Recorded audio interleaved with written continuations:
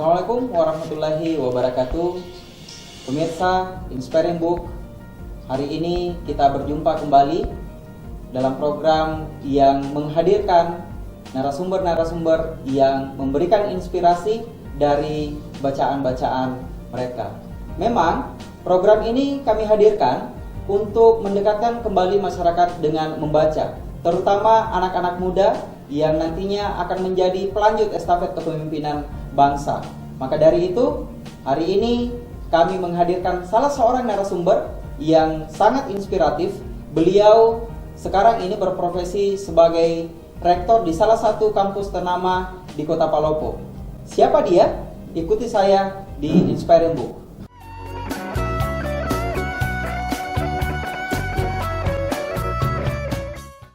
Terima kasih pemirsa masih bersama saya di Inspiring Book.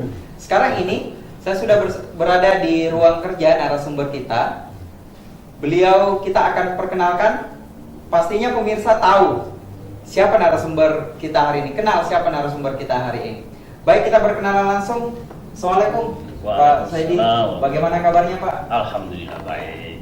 Saya lihat tambah segar, tambah fit Pak. Ya, alhamdulillah. Aktivitas sekarang Pak, selain di kampus? Masih fokus pada pengembangan universitas. Oh, pengembangan ya. universitas. Kalaupun ada di luar itu kegiatan sosial. Oh iya. Jadi ternyata Pak Rektor juga ada kegiatan-kegiatan sosial. Ya. Baik Pak, kita sekarang ini di Palopo lagi mencanangkan Palopo ini masyarakatnya dekat dengan buku. Dari itu kita ada program Inspiring Book di Palopo TV yang kita ingin jadikan tracker untuk memicu kembali minat baca masyarakat. Kita ingin tahu bersama karena biasanya kita lihat Pak Saidi ini di kampus itu di lingkungan akademik. Tentunya kita ingin tahu sejak kapan Bapak mulai gemar membaca? Iya, saya kebetulan dapat orang tua yang punya rumah pas depan sekolah. Jadi waktu SD perpustakaan sekolah itu bisa saya akses, sehingga buku-buku di perpustakaan itu leluasa saya membacanya, dan itu sejak SD. Kadang saya pinjam bawa ke rumah baca. Sejak itulah muncul minat baca. Ya, buku-buku yang menjadi buku wajib sekolah, termasuk dongeng-dongeng yang banyak disimpan di perpustakaan. Setelah itu kebiasaan membaca muncul, terutama paling tinggi itu pada saat SMA, kemudian lanjut kuliah, sampai hari ini kebiasaan membaca menjadi tertanam. Rasanya hidup tidak nyaman kalau tidak membaca. Wah, ini inspiratif sekali pemirsa. Hidup tidak nyaman kalau tidak membaca. Karena dari kebiasaan itulah merasa nyaman untuk membaca. Kalau boleh saya tahu, buku-buku segmen apa saja yang menjadi bacaan atau konsumsi Bapak sehari-hari? Ya.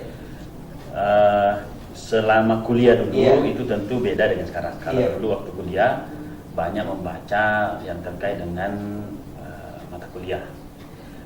Meskipun buku-buku yang ilmiah populer itu juga saya banyak baca.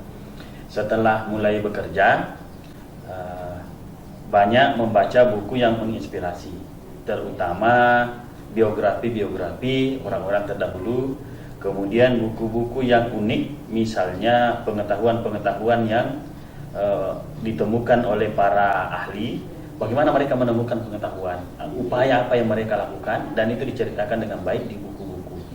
Jadi ada penasaran ketika menemukan seorang tokoh, bagaimana mereka bisa sukses menjadi penemu, menjadi ilmuwan.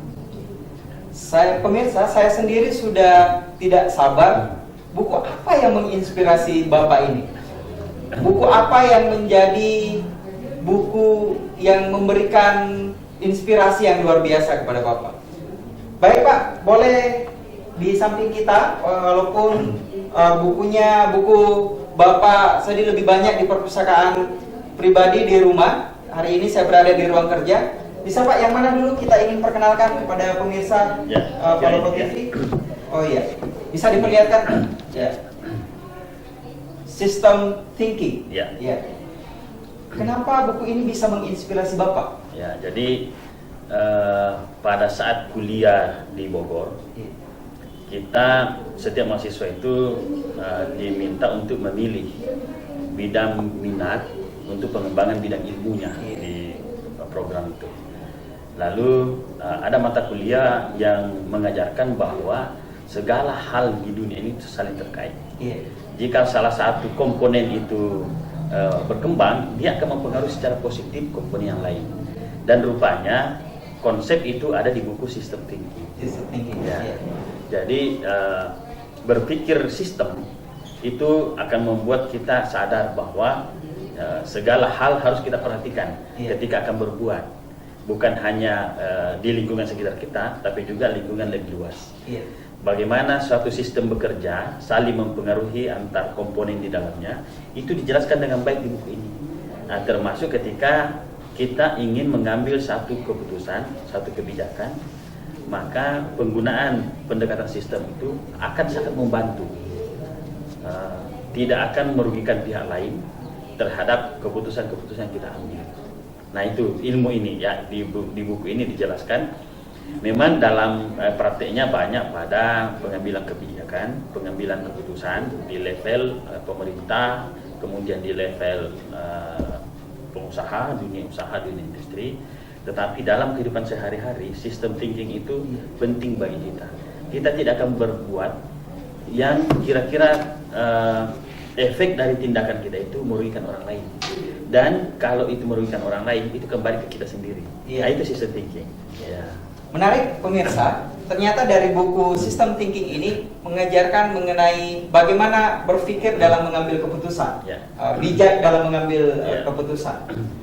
Bisa diceritakan lagi Pak lebih dalam lagi tentang buku System Thinking ini? Ya, jadi ini sebenarnya buku bahasa Inggris. Ya, ketika membaca memang butuh sedikit upaya karena bahasa asing. Bahasa asing. Tetapi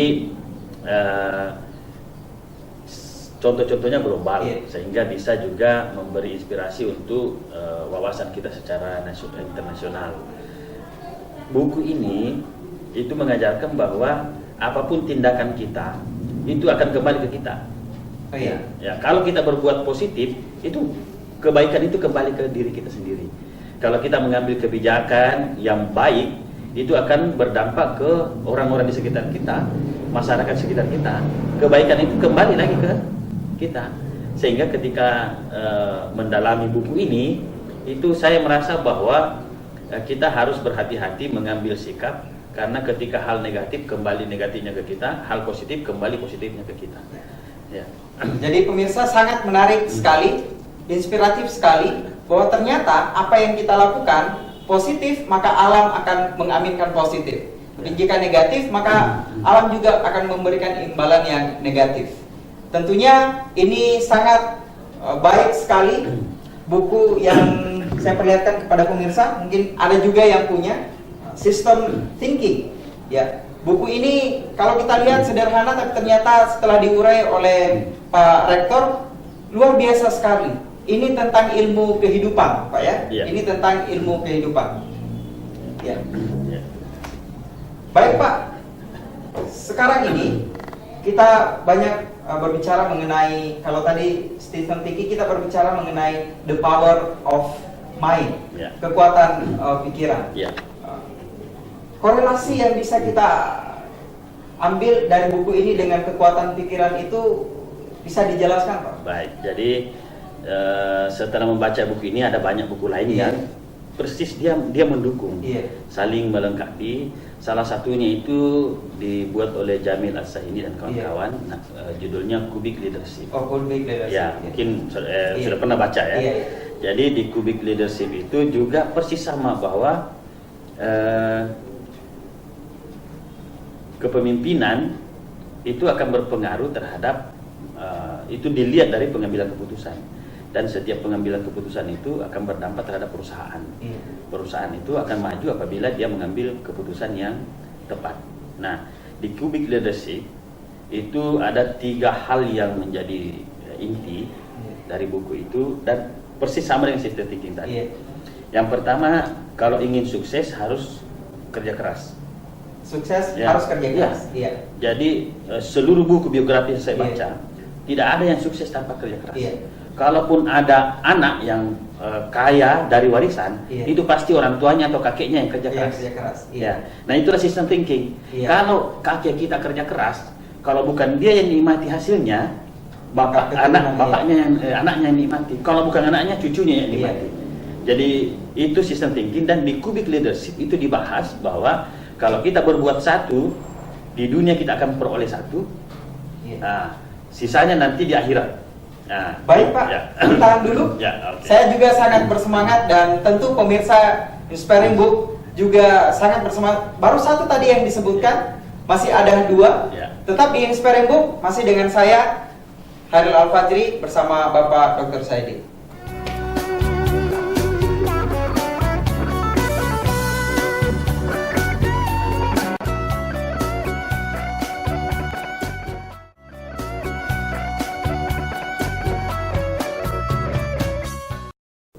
Pemirsa, kita lanjutkan kembali obrolan kita dengan narasumber hari ini. Tadi masih ada dua yang belum dijelaskan. Kita lanjutkan kembali Pak. Kalau yang pertama tadi, kalau ingin sukses kerja keras. Kerja keras, ya. Yang kedua, Yang kedua itu adalah kerja cerdas. kerja cerdas. Ya. Jadi banyak orang kerja keras, sudah mengerahkan seluruh sumber daya, tapi tidak maju-maju. Iya. Ya, ternyata kunci yang kedua yang tidak digunakan itu kerja cerdas. Jadi kalau misalnya kita mau mengangkut barang dengan tenaga sendiri, kita terbatas. Tapi dengan teknologi kita menggunakan alat, itu namanya kerja cerdas. Kalau dulu hanya mengerti berapa lembar, dengan komputer kita bisa bekerja lebih baik. Nah, kerja cerdas itu tentu maknanya luas, tapi contoh sederhananya, dengan menggunakan teknologi kita bisa lebih cepat untuk sukses di masa depan. Jadi kerja keras, kerja cerdas. Yang ketiga, Nah, satu lagi, kadang orang kerja keras, Iya. sudah kerja cerdas, tapi hidupnya tidak bahagia.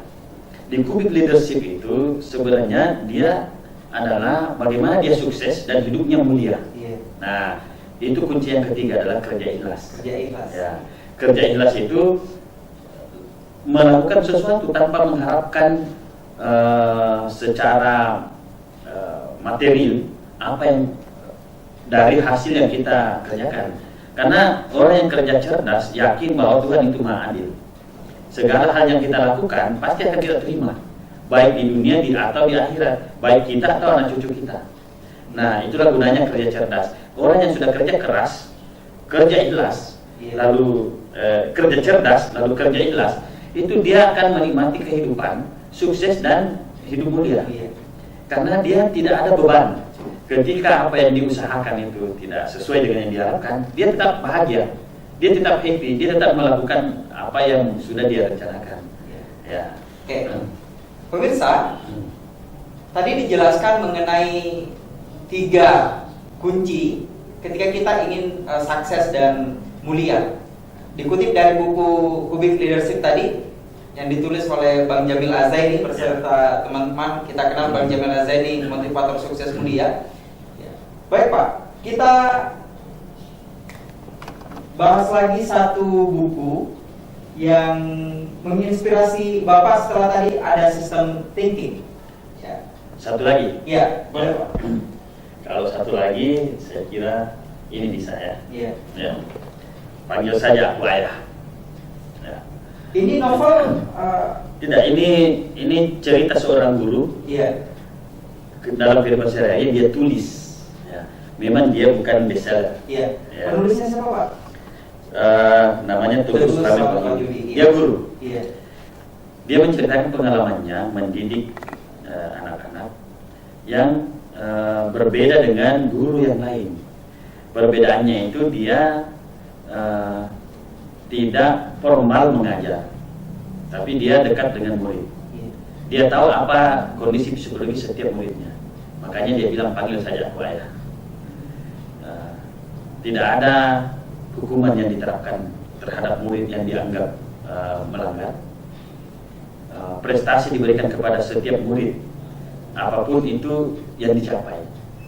Nah, ini sebenarnya menginspirasi juga termasuk saya ketika menyusun kurikulum, ketika menyusun sistem pembelajaran di kampus. Setiap orang itu punya potensi. Tidak harus dia hebat di matematika saja, tidak harus dia hebat di fisika atau sains. Ada yang hebat di seni, maka dia tentu juara di seni. Ada yang hebat di olahraga, tentu dia juara di olahraga meskipun matematikanya tidak hebat. Nah, di buku ini itu dia memberikan perhatian terhadap setiap potensi anak didiknya. Dan bukan hanya yang punya potensi, yang tidak punya potensi pun, yang punya masalah pun, itu didekati supaya dia bisa berkembang sama dengan yang lain. Ya. Baik, menarik sekali yang dibahas mengenai guru, mengenai sistem pendidikan, yang tadi tentang reward yang diberikan kepada siapapun yang memiliki potensi, memiliki prestasi, tidak hanya menghargai satu bidang keilmuan saya, tapi lebih kepada kecerdasan majemuk, intelijensi. Ini buku ini seharusnya menjadi bacaan wajib para guru, dosen, mahasiswa, gitu. Bisa diceritakan kembali Pak, menarik sekali. Ini tidak jadi bestseller, ya. Mengapa? Karena banyak orang yang tentu tidak setuju dengan tindakan guru ini, termasuk kepala sekolahnya, itu tidak setuju. Mengapa dia tidak mengejar target kurikulum? Mengapa dia berperilaku bergabung bersama murid? Bukan seperti guru lain yang menjaga kewibawaan seorang guru sehingga dia menjadi tidak dekat dengan murid. Jadi tidak bisa kita mewajibkan buku ini kepada setiap guru, karena tentu masing-masing guru punya pendekatan masing-masing. Tetapi ini menginspirasi bahwa kita tidak bisa mendidik murid secara seragam. Setiap guru punya pendekatan yang berbeda-beda. Oleh karena itu kurikulum hanya menjadi jalur saja. Tapi bagaimana melewati jalur ini itu ya tergantung gurunya masing-masing. Dan dia akan kenal muridnya. Kalau guru sudah kenal muridnya, maka ilmu dari manapun itu bisa diterima oleh murid. Ya. Panggil aku ayah. Guru yang memberikan panggilan khusus untuk dirinya oleh murid-muridnya, begitu Pak ya? Jadi dia menginginkan muridnya lebih dekat dengan dirinya sebagai seorang guru. Dan tadi Bapak juga sempat membahas di dalamnya mengenai multiple intelijensi, tentang kecerdasan majemuk. Bagaimana Bapak melihat hari ini kondisi sekolah, kampus untuk penerapan kecerdasan majemuk ini? Ya, saya kira ini menarik. Kasus ini di Jawa. Ya. Guru yang menulis ini juga alumni dari LPTK.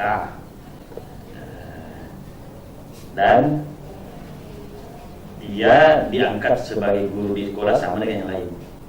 Tapi satu yang kelebihan yang dimiliki adalah dia punya keinginan untuk mendorong muridnya lebih hebat, dan dia bisa menulis. Nah, itu saya kira. Kalau kita melihat kondisi yang ada di Kota Palopo dan sekitarnya, Tanah Luhur, termasuk saya kira Sulawesi Selatan, guru kita ada yang bisa begini, hanya mungkin tidak bisa menuliskan. Ya, karena banyak guru yang kalau kita diskusi, dia punya konsep, dia punya ide, hanya ada yang tidak berani. Tidak berani untuk mengambil jalan yang berbeda dengan guru lain. Yang kedua, tidak menulis. Apa yang dia kira-kira pemicu ketidakberaniannya itu apa Pak gitu, sehingga kita bisa menemukan sebuah jadi ada banyak faktor, termasuk tadi sistem. Ya, sistem. Jadi kalau sistem bagus, orang yang berani membuat hal baru itu diberi penghargaan, diapresiasi. Nah, kalau sistemnya kaku, maka hal baru itu dianggap sebagai negatif. Nah, sehingga kalau sistem di sekolah itu mau berkembang, memberi kesempatan kepada setiap guru untuk bereksperimen, untuk berinovasi, maka sekolah maju. Guru akan muncul dan dia akan enjoy merasakan itu, tidak dikejar oleh target atau kewajiban saja sebagai pegawai atau sebagai guru. Nah, mengapa muncul Pak Teguh ini? Karena dia berani mengambil sikap bahwa ini yang benar, dan dia mau men-share ilmunya, itu saya kira salah satunya. Sehingga menjadi Inspirasi bagi orang lain. Ya, di buku ini ada contoh surat dari murid kepada dia. Pak, saya berterima kasih atas ilmu yang tadi Bapak berikan kepada kami, dan seterusnya. Surat murid ini itu kalau dibaca oleh murid lain itu bisa menjadi motivasi bahwa ternyata dengan potensi yang rendah kita miliki, kita juga bisa dinilai berprestasi. Ya. Ditahan dulu Pak, semakin menarik perbincangan kita pemirsa Inspiring Book. Ada tadi kalimat yang sangat luar biasa, bahwa sistem yang baik, jika guru berkreativitas melakukan sesuatu yang baru, maka akan diapresiasi. Tapi sistem yang kaku, jika ada seseorang atau guru yang melakukan terobosan baru, maka dianggap hal itu negatif.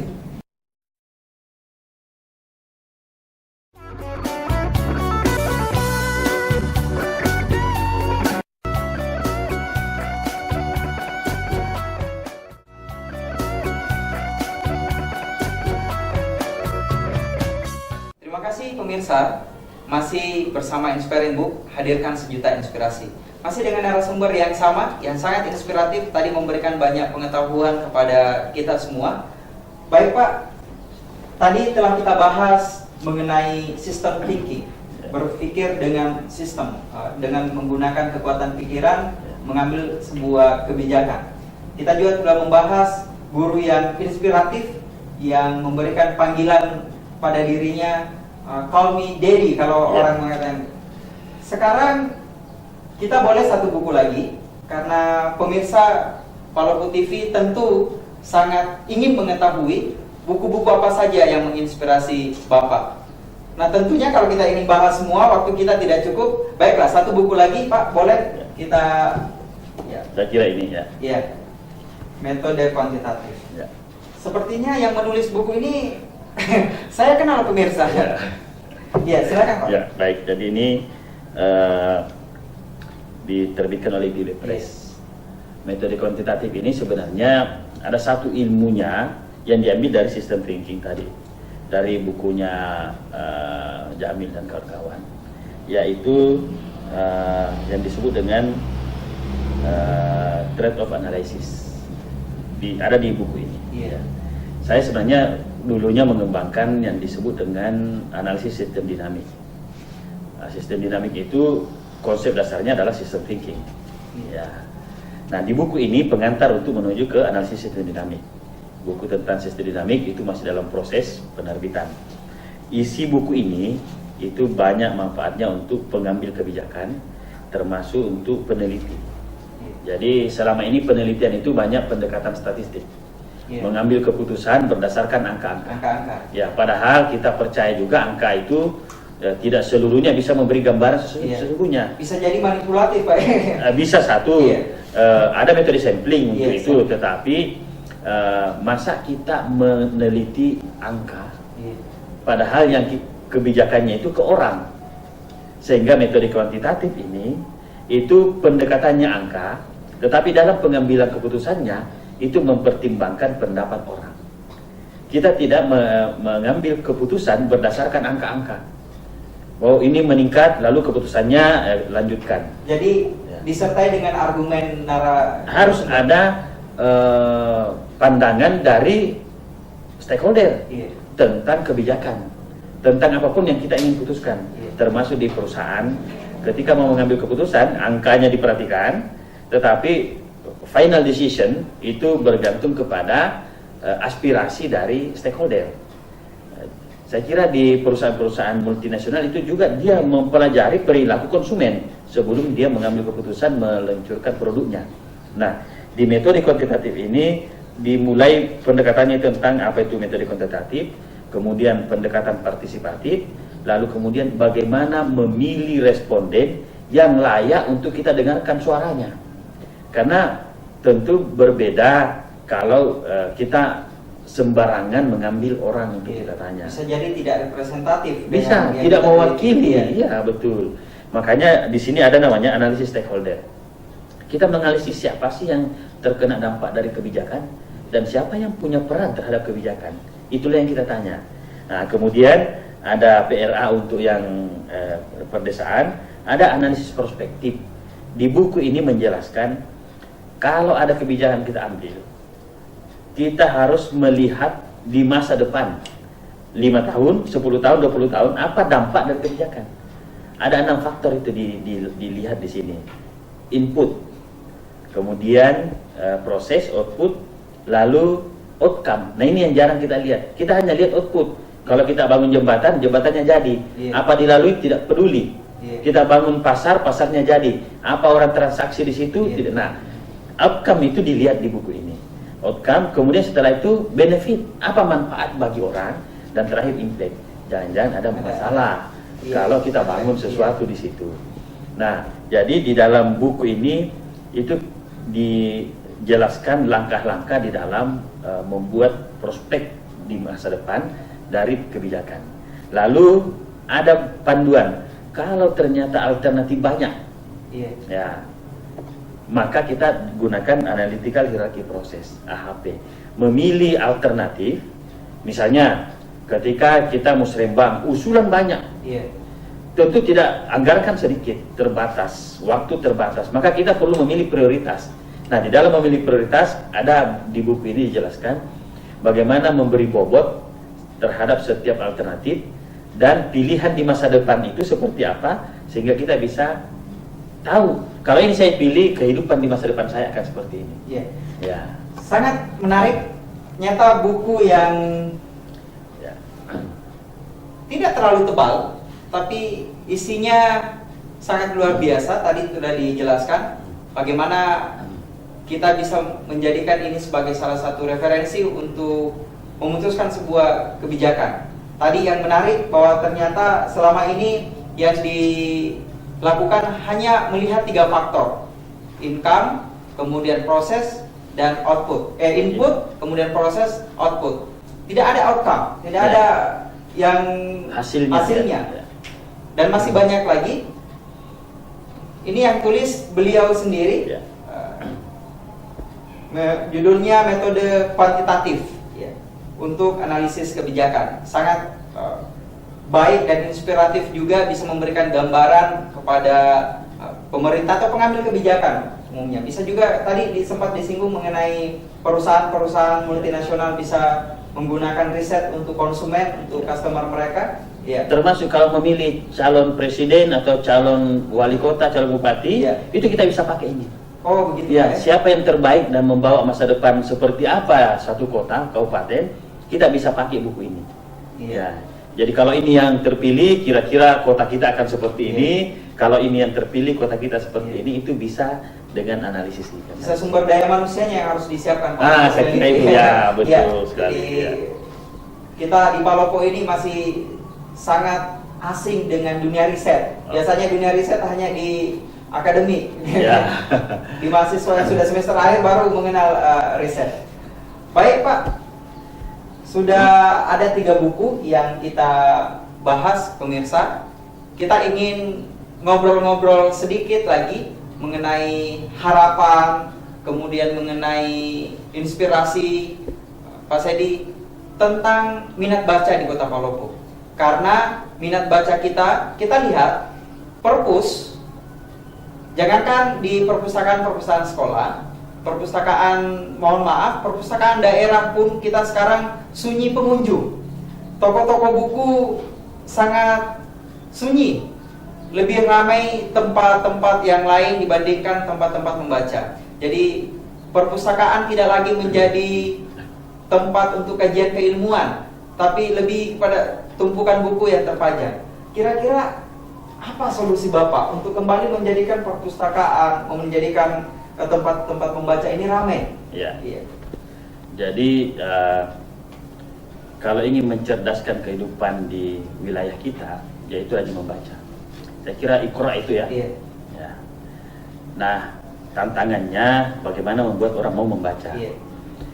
Kita coba bandingkan dengan perilaku masyarakat di negara maju. Mereka di kereta baca, dan baca apa saja, baik itu buku, komik, novel, apapun. Bahkan kita lihat ada buku yang sebulan baru mau diterbitkan, sudah antri orang untuk membelinya. Tentu jauh berbeda dengan kenyataan yang tadi Mas sampaikan di Palopo seperti ini keadaannya. Perpustakaan sepi, toko buku sepi. Tantangan keduanya, ini sebelum masuk ke bagaimana langkah-langkahnya adalah sekarang ini dunia internet itu lagi banyak mempengaruhi. Betul, sehingga orang banyak membaca buku berita itu melalui teknologi sekarang internet saja. Sudah ada electronic book. Sudah ada e-book itu, dan kita bisa mengakses perpustakaan hanya dengan handphone.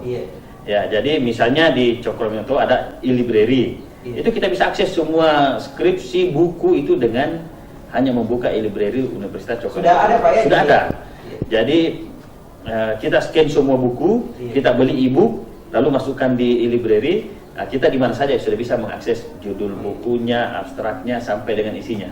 Nama alamat website e-library e-library.uncp.ac.id.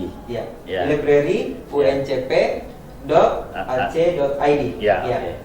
Nah, jadi sebenarnya itu tantangan mengapa jadi sepi. Karena orang bisa di rumah, bisa di mana saja mengakses itu. Tetapi yang namanya membaca itu kebutuhan. Sebenarnya harusnya wajib bagi kita untuk membaca itu. Dan kalau ingin maju meningkat minat baca di Kota Palopo, yang pertama perlu dilakukan adalah memperbanyak yang mau dibaca. Jadi referensi mengundang orang membaca itu jangan buku pelajaran. Karena membaca 2 halaman buku pelajaran itu godaan mata itu tinggi sekali. Menjenuhkan. Oleh karena itu yang pertama biasakan dulu membaca dengan membaca hal yang menyenangkan. Jadi apakah itu novel, komik, biografi, majalah, koran. Nah, kita korannya terbatas. Majalahnya terbatas.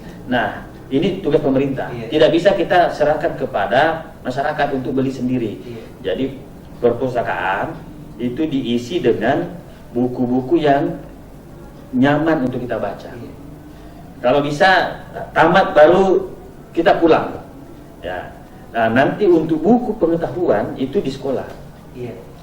Jadi perpustakaan umum, kemudian di kantor-kantor pemerintah, di layanan-layanan pemerintah itu harus tersedia buku banyak yang bisa diakses oleh masyarakat. Nah, kemudian yang kedua, harus pemerintah berani seperti di katakanlah India itu mensubsidi buku. Jadi berapapun harga buku dari sana pemerintah beli, lalu kemudian ya sisanya masyarakat bayar. Ya, sehingga masyarakat itu minat beli bukunya itu tinggi. Kalau sudah punya buku di rumah, ya pasti ada keinginan untuk membaca. Mungkin di mana saja dia bisa simpan buku karena murah. Ya, kemudian toko buku itu tidak harus besar tapi banyak. Misalnya kalau di terminal harusnya tersedia jumlah toko buku di setiap spot, karena ketika kita misalnya mau menunggu atau perjalanan, kita mudah mengakses di mana ada buku. Karena kalau buku sudah dibaca satu, ya tentu itu disimpan. Ya, saya kira itu jadi yang pertama pemerintah harus menyediakan banyak buku di perpustakaan dan buku yang merangsang minat baca. Yang kedua, tempat penjualan buku bisa tersedia di mana-mana. Kalau bisa difasilitasi pemerintah. Karena memang ini kewajiban. Kewajiban pemerintah mencerdaskan anak bangsa itu ya sediakan buku. Kalau melalui proses pendidikan formal itu tidak cukup. Karena masyarakat itu butuh pengetahuan yang tidak hanya di sekolah. Nah, kemudian satu lagi kalau saya yang perlu disediakan pemerintah adalah reward untuk penulis buku. Perlu ada apresiasi. Ada. Jadi orang yang menulis buku kan kita rendah sekali. 1 dari 1 juta orang yang menulis buku.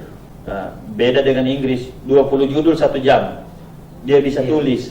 Nah, ini kalau menulis buku kita tidak apresiasi, atau menulis sesuatu di misalnya di media, itu jarang orang menulis karena tidak diapresiasi. Saya tidak salahkan lembaga swasta, tapi ini himbauan kepada kita semua agar mengapresiasi penulis. Kalau di Cokroaminoto Palopo kita apresiasi, yang menulis lolos jurnal internasional kita kasih biaya 7 juta, yang lolos di jurnal nasional yang sudah terakreditasi itu kita kasih biaya 3 juta. Ya, tapi yang lolos tulisannya di jurnal ya. Kalau menulis buku juga ada apresiasi. Ya. Ada reward yang bersemangat. Ya, jadi saya kira itu. Ya. Kalau boleh saya bertanya, Pak, perpustakaan di Uncok apa bisa diakses oleh masyarakat umum? Atau yang bisa datang berkunjung membaca di perpustakaan, Pak? Bisa. Ya, karena untuk masuk kalau mahasiswa itu memang kita hitung, tapi dari luar itu ada buku tamu. Yang penting isi buku tamu. Itu boleh masuk mengakses. Ya. Ini informasi menarik buat pemirsa Inspiring Book yang ingin kembali menemukan banyak inspirasi dari membaca buku. Kita dengarkan bersama tadi bahwa Bapak Doktor, beliau walaupun sudah memiliki jenjang pendidikan sampai di level doktor, tapi terus membaca. Satu kalimat tadi yang sangat menarik, bahwa membaca itu adalah kebutuhan. Membaca itu seharusnya menjadi sebuah rutinitas untuk mencerdaskan. Bukan saja yang membaca mendapatkan inspirasi, tapi bisa juga memberikan inspirasi kepada orang yang lain. Baik pemirsa Palopo TV, sepertinya saya akan mendapatkan kenang-kenangan buku yang tadi sangat menarik langsung dari penulisnya. Ini spesial sekali ya. Baik. Ya. Terima kasih Pak. Buku metode kuantitatif langsung ditulis oleh Bapak Swedi. Beliau sekarang menjabat sebagai Rektor Universitas Cokroaminoto Palopo. Terima kasih Pak atas waktunya, sangat inspiratif. Semoga bisa menjadi tontonan yang mencerdaskan masyarakat. Semoga tidak bosan-bosan Pak. Kami dari Inspiring Book nanti berkunjung ke perpus, ke kampus untuk kita berbagi inspirasi kepada masyarakat. Baik pemirsa Palopo TV, kita pamit untuk episode hari ini. Terima kasih Pak. Semoga tetap sehat walafiat dan bisa mencerdaskan anak bangsa. Amin. Khususnya di Kota Palopo. Palopo TV juga semakin maju ya. Amin. Pemirsa, demikian untuk episode hari ini. Tetap nonton Inspiring Book setiap hari Senin dan Kamis. Kita ingin menghadirkan sejuta inspirasi di Kota Palopo menuju kota yang masyarakatnya dekat dengan buku. Sekian, Assalamualaikum warahmatullahi wabarakatuh.